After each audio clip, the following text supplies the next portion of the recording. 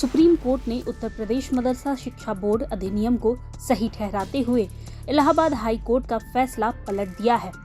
Supreme court के chief justice DY Chandrachud, justice JB Pardiwala और justice Manoj Mishra की बेंच ने फैसला दिया है कि हाई कोर्ट का निर्णय उचित नहीं था। दरअसल हाई कोर्ट ने उत्तर प्रदेश मदरसा शिक्षा अधिनियम 2004 को असंवैधानिक बताकर रद्द कर दिया था। मंगलवार 5 नवंबर को सुप्रीम कोर्ट ने इलाहाबाद हाई कोर्ट के फैसले पर रोक लगा दी है।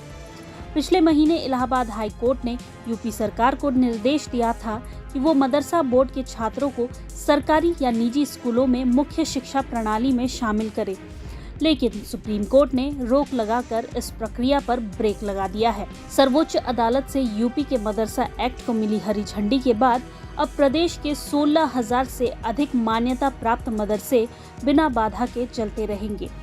इसमें पढ़ने वाले 17 लाख से अधिक बच्चों और पढ़ाने वाले हजारों शिक्षकों के लिए भी सुप्रीम कोर्ट का ये फैसला खुशियां लेकर आया है। मदरसा एक्ट पर फैसला सुनाते हुए चीफ जस्टिस चंद्रचूड़ ने एक मशहूर मुहावरा भी पढ़ा।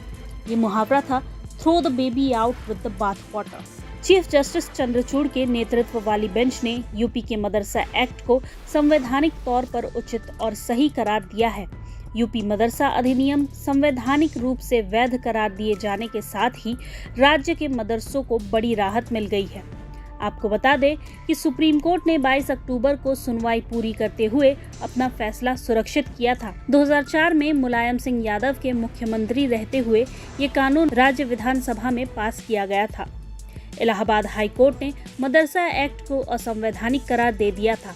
हालांकि मार्च में सुप्रीम कोर्ट ने हाई कोर्ट के इस फैसले पर स्टे लगा दिया था। अब सुप्रीम कोर्ट ने अपने निर्णय में कहा है कि सरकार गुणवत्तापूर्ण शिक्षा यानी क्वालिटी एजुकेशन के लिए मदरसों को रेगुलेट कर सकती है।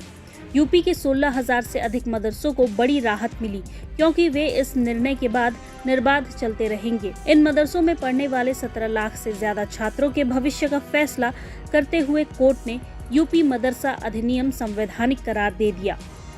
सुप्रीम कोर्ट ने कहा कि फाजिल और कामिल हायर एजुकेशन को छोड़कर मदरसा में पढ़ाए जाने वाले सभी कोर्स इलाहाबाद हाई कोर्ट के फैसले से पहले की तरह ही मान्य होंगे।